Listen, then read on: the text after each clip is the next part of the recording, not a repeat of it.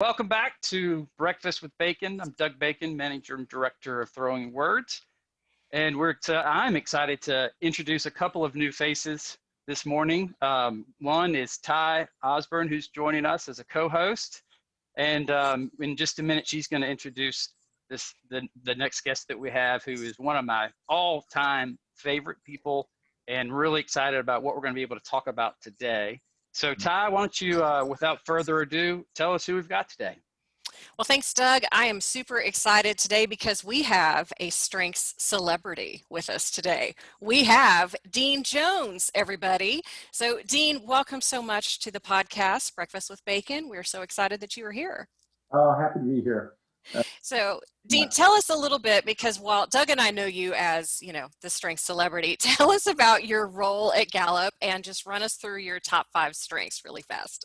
Yeah, I'd absolutely love to. So my title at Gallup, I'm a global talent development architect, which I think is a fancy way of me just saying that I spend a lot of my time thinking about and designing ways for people to be able to develop.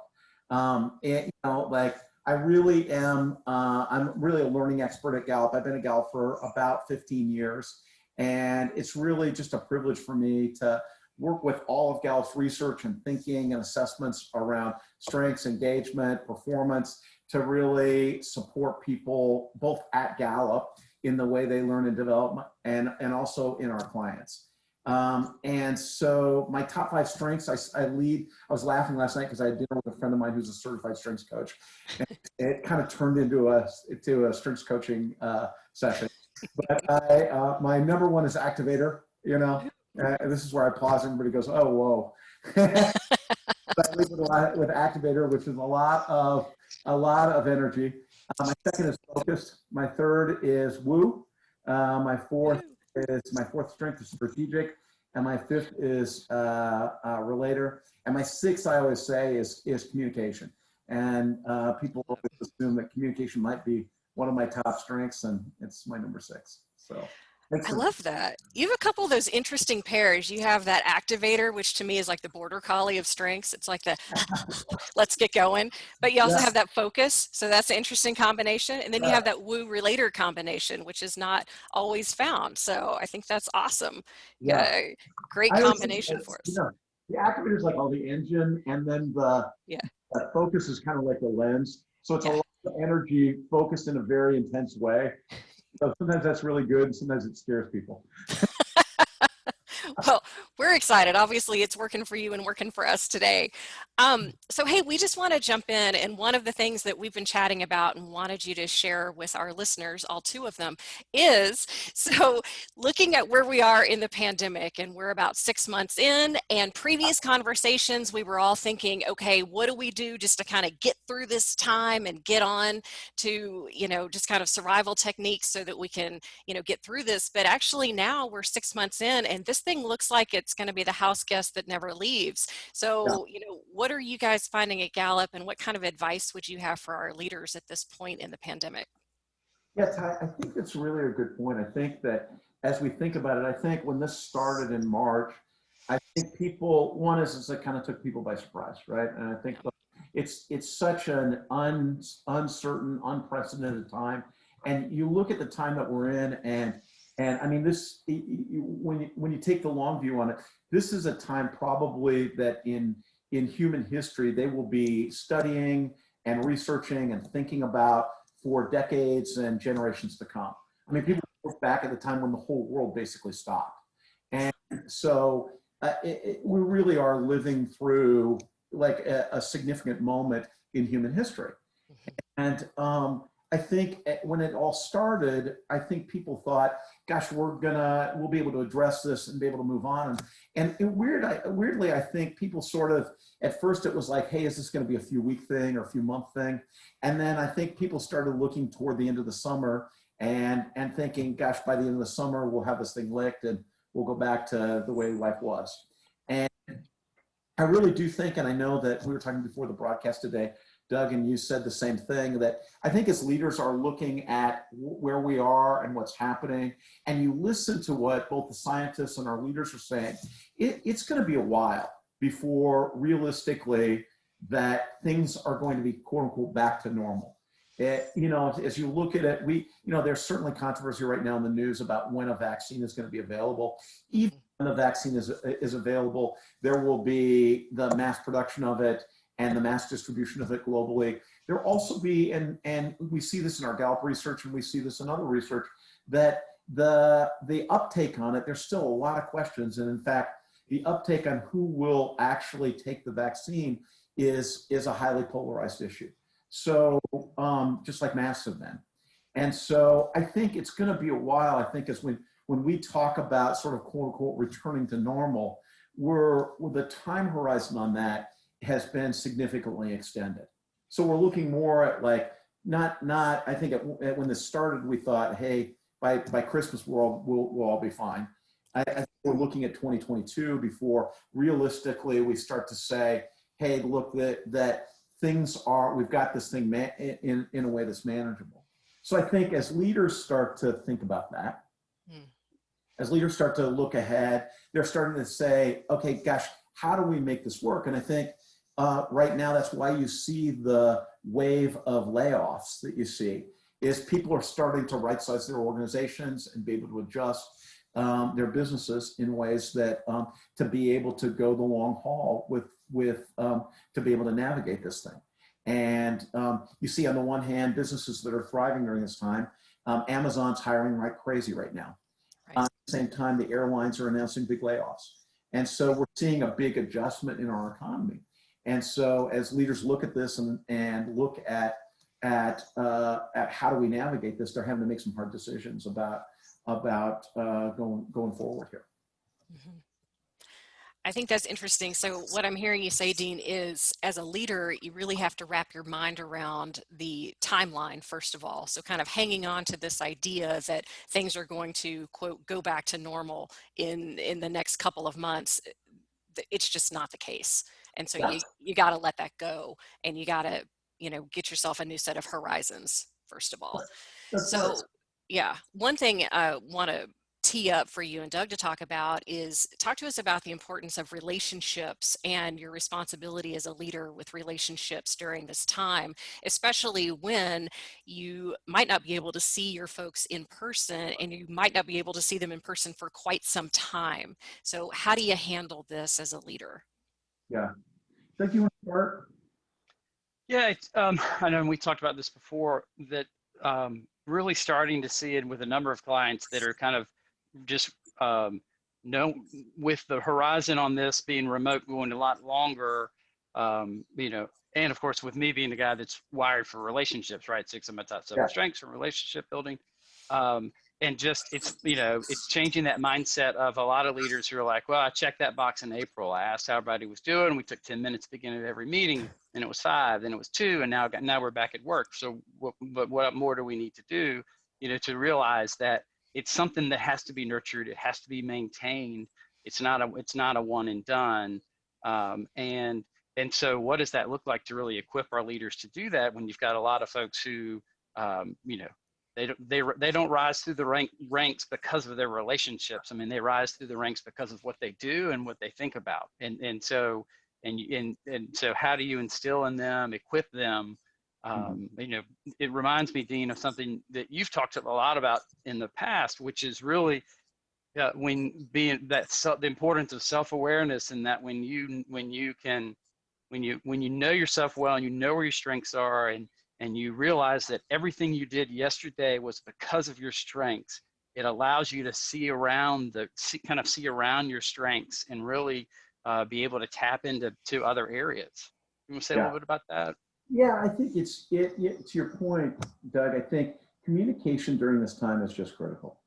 And we see it in our research, and I'm telling you, we see it in practice in the work with our clients. So during this time, it's just so critical. And to your point, for a lot of leaders, they started, in March and April, when there was so much uncertainty about how this was and what this was going to be, what this was going to mean. A lot of leaders responded by communicating more frequently.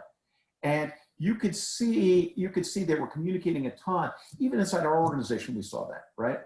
As things sort of settled into a cadence over the summer, the communication pulled back in a lot of organizations. In part because everybody was sort of adjusting, and there wasn't really any new news to be able to say, okay, this is where it is, and this is what's happening. What we've seen is communication makes such a significant difference in terms of both stabilizing the organization and giving and reducing kind of worry, stress, and fear associated with this. It also, on the other side, what we see is communication is one of the things that helps create business resilience. So right now, everybody's talking about business resilience, and I laugh a little bit because here we are in this kind of unprecedented, uncertain time when everybody's filled with a lot of worry and fear, and our researchers are jumping up and down excited because it's a really unique time to be able to study what's happening, right? Like they're giddy, you know what I mean? Well, we're all worried, they're giddy, right? And so, but they've really been diving into what does this mean, and how are organizations navigating this? What creates resilience? One of the things we can see in our research is employee engagement is one of the key things that helps drive above average performance. And I mean performance not just in terms of culture, but above average business performance, profitability, productivity, things like employee retention and customer retention during this time. So if you were focused on engagement before and you have higher levels of engagement, you're much more likely to be able to navigate this crisis and emerge from it with above average performance. So, and one of the key things is we've dug in then to where should the focus be around engagement? One of the key things is this notion of communication. In fact, one of the things we've seen, one of the things we've been studying during this time is the level of worry, the level of stress, and the level of loneliness in employee populations. And one of the things we know is that if an employee has a manager who communicates with them weekly, and I don't mean that sort of metaphorically, but literally weekly, they're hearing from their manager with some kind of meaningful feedback or meaningful communication. It creates significant reductions in the level of worry, stress, and loneliness. So we know it's reinforced for us the importance of managers in organizations as a backbone for creating engagement and creating this kind of business resilience. It's also reinforced the importance of communication. The other aspect of this that our research has shown is during this time, one of the places that leaders need to double down on is really communicating about mission and purpose. I had lunch on Friday with a good friend of mine who is an operations leader. She's like the COO for the organization she's in. She's in a mid-sized organization. And it's interesting, she was talking with their leader in their organization. And she said, gosh, I was trying to I was working with this leader around what we need to do during this time. And the leader is not really, as to your point, Doug, a people person. So he had drafted this long note that he was going to send to all employees, right? And she said, no, you need to put the note away. They need to hear from you during this time. They need to hear your voice. And unfortunately, this leader didn't take her coaching, right? And they're dealing with the consequences around it, and it's during this time, it's so critical that leaders are communicating regularly, but also that they are really focused on mission and purpose, and that helping people remember why I'm coming to work and how the work that we're doing makes a difference. That's just a critical piece of the work that we need to see leaders do during this time. I think that's so key, Dean. I've got a leader I'm coaching right now. Same thing. Actually said, why don't we just do a quick video of you, or even a TikTok, just something easy so people can see your face and you can just, speak from the hip, just, hey, it can be real casual. And he freaked out. I mean, just could not even. And I don't think he's going to be able to do it. And so you kind of see leaders get wrapped around the axle a little bit on it has to be so formal, has to be fully scripted. So just trying to get them out there, like, no, just be genuine. It doesn't have to be perfect. Just get out there and say that, you're thinking about them and it's okay. And, you're right there with them. It doesn't have to be perfect. Just, it needs to be frequent and, genuine. That's right, TyAnn. And I think, we were talking at the beginning about leaders and their DNA. I think that, for a lot of leaders, they lead with a lot of influencing themes. They lead with a lot of of execution kinds of themes, sometimes thinking themes. There's not a lot of leaders that oftentimes that lead with a lot of relationship themes. Yeah. In fact, sometimes empathy and can be a detriment to making the kind of hard decisions that senior leaders often have to make. At least it can be a challenge in some cases, right? But one of the things I think we need to help leaders to be able to do as they're thinking about communication, if it doesn't necessarily need to be a warm and fuzzy message. It doesn't need to be like sort of oozing with woo, but it does to be, I think, but people do need to hear the communication on a regular basis. They need to know what's happening and so that they feel informed. They also need to be able to, again, they need to have that sense of, like for a lot of leaders, they're leaders because on some level, there's something that motivates them personally, right? There's some sense of mission, there's some sense of purpose for them. And I think hearing that from your leaders during this time is just a critical time, I think people can handle harder messages than we give them credit for. So it's not like it's, and sometimes if the message is too positive, people don't trust it, right? Yeah. But, so people can handle the hard communication. I think but it's important that it's also matched with a sense of what's that sense of mission and purpose, and that commitment to how are we going to navigate this together to be able to come out the other side. We're all going to come out the other side of this without the question. Well, Dean, it's interesting as you mentioned that kind of navigating all of this. I'm reminded of some work we're doing with a client where that authentic piece. I mean, Ty, you mentioned it doesn't have to be perfect. Actually, it's better if it's not perfect. I mean, it shouldn't be polished. I mean, there's something about that genuineness, that authenticity. But to know that we don't have the answers and this is our best guess, and we're going to put it into action. We're going to pay attention. We're going to measure. We're going to see what the data says, but then we're going to course correct as we go. But it's not going to be perfect. And just that whole idea of supporting employees, because most people don't handle change very well or uncertainty, and we seem to have a lot of that these days. Yeah, I always laugh because I think there's always some people who say I love change. But the truth is what they're saying is, I love change that I see coming and that I can control. I love leading change that I choose to change, yes. Right. Yeah, change that's unpredictable and uncertain, the change I can't control, the change I didn't see coming, that's not the kind of change anybody loves, right? But often, I think, not to be Pollyanna about this, but, you look at what's happening right now, and it has accelerated the transformation of business in really positive and productive ways. We're like during this time being connected on technology and the technological resources we've got. Can you imagine if we had to navigate this, first of all, without products like Zoom or Teams? Yeah. The having the technological resources to be able to navigate this has turned out to be so incredibly powerful and important. Right. And it for us, I think it's, in a lot of ways, I look at our workforce, and we've got everybody. We literally within a week it's almost like we flipped on a switch and everybody was working from home. Mm-hmm. And we really moved to that without missing a beat. I know there were organizations that were difficult, that found it challenging. There's one organization that's based in Omaha that my understanding is like literally nobody had a laptop. Everybody had desktop computers, so moving to remote was really a challenge. But in our organization, we really moved remotely without missing a beat. And you look at in many ways the quality of life that some people have had during this. I know it's very challenging if you've got kids, so I don't want to overlook that. But for a lot of people, they're learning how to manage it, and it's really in a lot of ways helped them to be able to have better quality of life. Mm-hmm.